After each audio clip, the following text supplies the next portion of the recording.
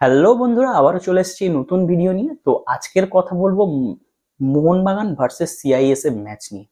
ম্যাচটা জাস্ট একটা ফর্মাল ম্যাচের মতনই হবে, কেননা মোহনবাগান এই ম্যাচ শিওরলি জিতবে, কেউ আটকাতে পারবে না। হয়তো বা 5-7 গোলও দেখতে পারি, যেটা মনে হয়। তো এই ম্যাচ নিয়ে যে কথা বলবো, মোহনবাগানের মেন উদ্দেশ্যটা কি হবে? সিআইএসএফ তো জাস্ট নিয়ম রক্ষার ম্যাচের জন্য খেলবে, তারা অলরেডি বিদায় নিয়ে নিয়েছে, তাদের তো কোনো পাওয়ার কিছু নেই। বরং মোহনবাগানের বিরুদ্ধে যদি একটা গোলও করতে পারে তারা, সেটাও মানে তাদের কাছে সাকসেসের অনেক বড় দিক হবে।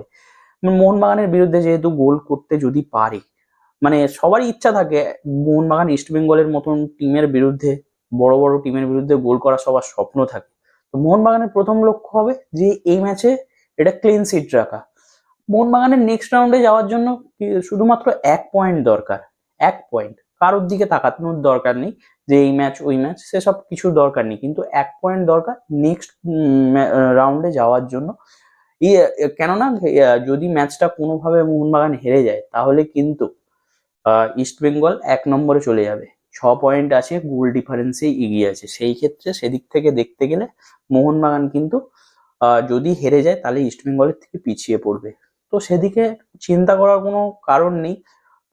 এই ম্যাচটা একদম 100% কনফার্ম, সিআইএসএফ এর কিছু পাওয়ার নেই, কিছু দেওয়ার নেই। তো সেক্ষেত্রে মোহনবাগান ম্যাচটা 100% জিতবে। এই ম্যাচে মোহনবাগান কোচ মূলত কোন দিকগুলো দেখবে? মূলত দেখবে যারা রিজার্ভ মানে বসে আছে বেঞ্চের মধ্যে, তো তাদেরকে পরীক্ষা করে নেবে এবং পরীক্ষার মাধ্যমে দেখে নেবে কে কোন পজিশনে ভালো খেলছে, তাদেরকেই ফার্স্ট 11-এ নিয়ে আসবে। এবং মোট কথা হচ্ছে রিজার্ভ বেঞ্চকে একবার পরখ করে নেওয়া, আর যারা ফিট নয় তাদেরকেও ম্যাচ খেলে খেলে ম্যাচ ফিট করানো। এখন তো আগেকার মতন আর প্রি সিজন ট্রেনিং বা কিছু হয় না, ডাইরেক্ট টুর্নামেন্টে গিয়েই পুরো ম্যাচ ফিটনেস আসে বা এক একটা প্লেয়ার ফিট হয়। তো সেক্ষেত্রে দেখতে গেলে যেমন মিগুয়েল এসছে বা নতুন ছাংতে এসছে, এরা টিমের সাথে এই ম্যাচগুলো 20 মিনিট 25 মিনিট বা আর একটু বেশি, একটা হাফ হয়তো খুব বেশি খেললো, খেলে নিজেদের ফিট করতে পারবে। এই ম্যাচগুলোই সেই ম্যাচ।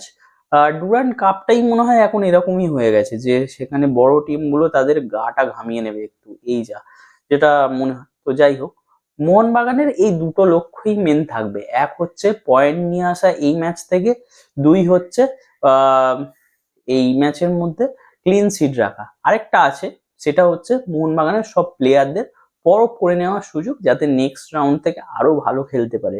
ওদিকে Shillong Lajong, north east united এফসির মতন টিম এখনো আছে যারা চ্যালেঞ্জ দিতে পারে মোহনবাগান ইস্টবেঙ্গলকে।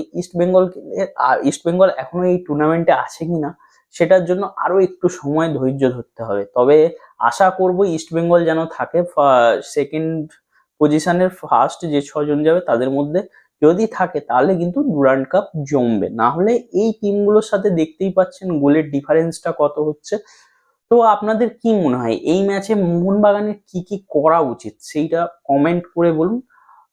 তো আজকের মতন ভিডিওটা এই পর্যন্তই। এরকমই ভিডিও পেতে চ্যানেলটিকে সাবস্ক্রাইব করে রাখুন। প্রতিটি খেলার এরকম প্রিভিউ আর হাইলাইটস বা ম্যাচ প্রেডিকশন আলোচনা করার জন্য নিয়ে আসবো। তার জন্য চ্যানেলটাকে সাবস্ক্রাইব করে রাখতে হবে, ফেসবুক থেকে দেখলে ফলো করে রাখতে হবে। আজকের মতন টাটা, ফিরে আসবো আবার নতুন ভিডিও নিয়ে।